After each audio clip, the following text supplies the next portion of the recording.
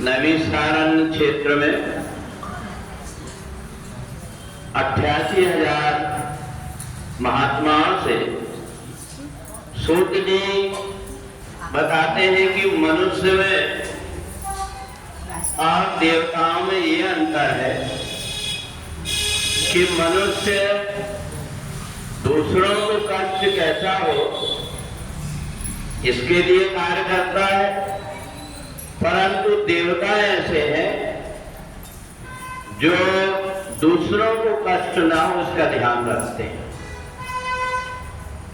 सूत जी कहते हैं कि मैंने बताया था कि इंद्र को जब अभिमान हो गया तो भगवान शंकर उसका अभिमान दूर किए।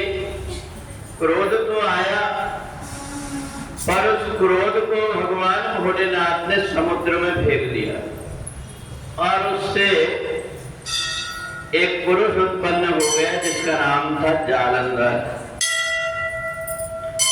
भगवान नारायण ने मन में विचार किया कि मैंने जालंधर का वध तो किया, पर इसलिए भगवान ने उसका वध किए क्योंकि जिस धर्म की आड़ में अधर्म पलता है उस धर्म को भी नष्ट करना पड़ता है। कई बार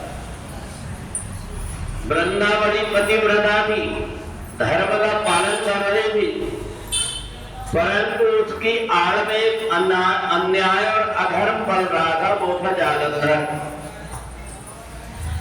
अपनी पत्नी के तप के कारण वो अजय था, उसने उसके गले में ऐसा माला डाल करके रखी थी कि जब तक ये माला रहेगा तब तक कि तुम्हें कोई जीत नहीं पाएगा।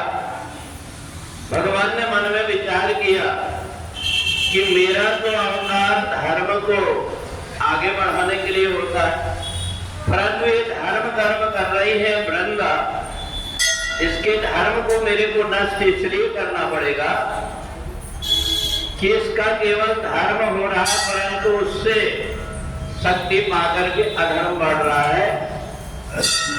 इसलिए भगवान ने जालंधर का वध कर दिया। वृंदा को बड़ा कष्ट हुआ।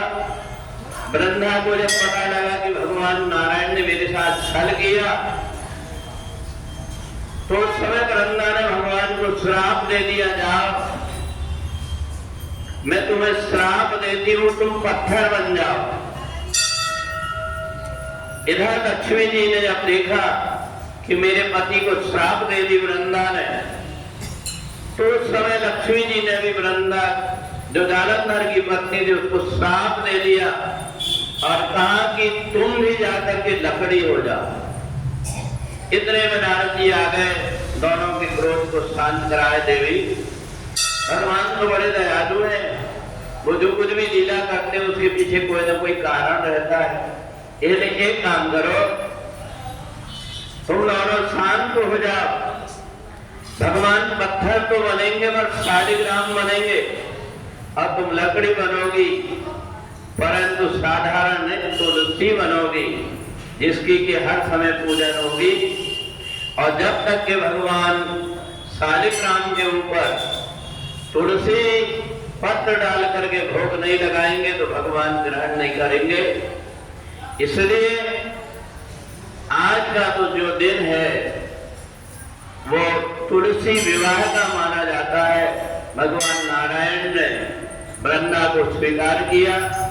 आज से ही घर परिवार में रहने वाले व्यक्ति जो चातुर्मास होता है उस चातुर्मास में बहुत सी चीजें छोड़ करके व्रत धारण करते हैं। आज से उनका ये व्रत चातुर्मास का पूरा हो जाता है।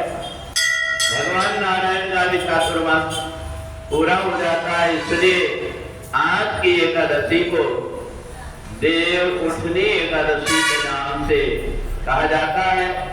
और इसलिए इस एकादशी के दिन जो भी भगवान नारायण का भजन करता है, कीर्तन करता है, पूजन करता है, जिसकी जैसी सामर्थ है उसके अनुसार रात्रि जागरण करता है, उस व्यक्ति के ऊपर भगवान की कृपा होती है। हमेशा भगवान के चरणों में उसका मन लगा रहता है। जहां जहां भी वो जाकर के जन्म लेता है वहां भगवान की कृपा उसके ऊपर बरसती रहती है।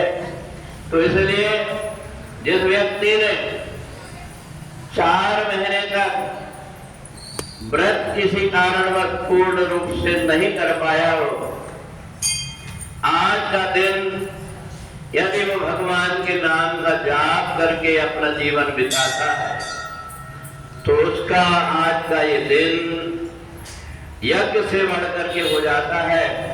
इसलिए इस एकादशी को बड़ी एकादशी के नाम से हम लोग जानते हैं।